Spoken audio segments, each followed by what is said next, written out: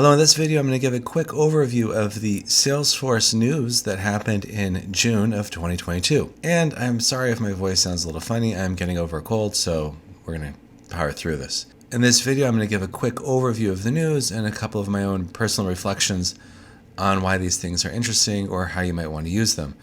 All of the links are in the description, so if you just want to skip my video entirely and go look at the links, you can do that too. First piece of news is that Dreamforce registration is going to open up in July. I went to Dreamforce once as a partner. It is an unbelievable experience to see so many people all together in one place. People actually really are as happy as they look like they are in this video. That's like not actors. This is people actually really being happy about enterprise software, which is remarkable, and leave it to Salesforce to figure out how to do that. Next thing that came out is there's the Tableau Conference that happened in 2022. They introduced Tableau Cloud. This is the next generation of Tableau Online, which is pretty cool because it opens up the possibility of taking advantage of Tableau for a lot of different companies instead of having the on-premise version. There's this new thing called data stories. Dig into this. If you're a person who is new to the Salesforce ecosystem and you are just becoming a Salesforce administrator or just starting to work as one, recognizing that all of these different areas is important because some of them might be interesting to you.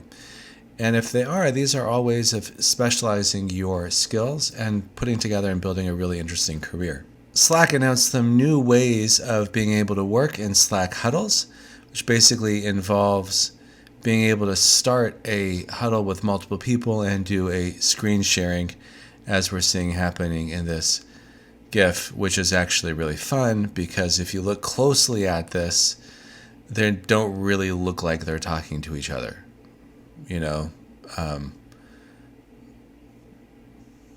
because one person's really happy and the other person's like doing like this explaining thing. But anyhow, be that as it may, it's a cool feature.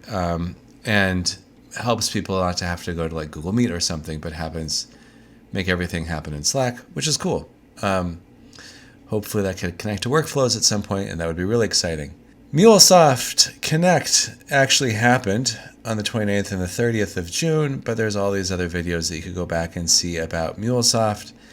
Again, if you are a bit of a developer and feel like you want to go in this direction, MuleSoft is incredibly important to connect data between multiple systems, and that's just going to be part of reality going forward, right? There's not going to be one system that's going to hold everything, and making those connections work well for companies is going to be a really valuable thing to have. So know about that. Slack Frontier Moments was recently uploaded to the Salesforce Plus channel.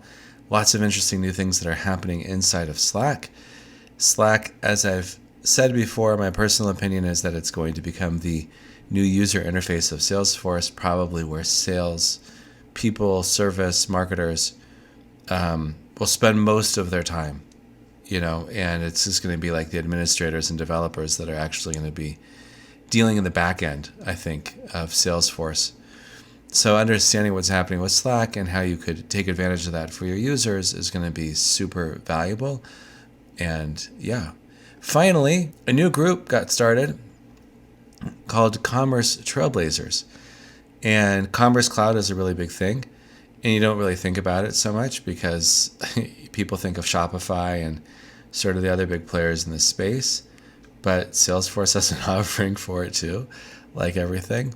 And this is neat that there's a new group that's specifically focused in this area.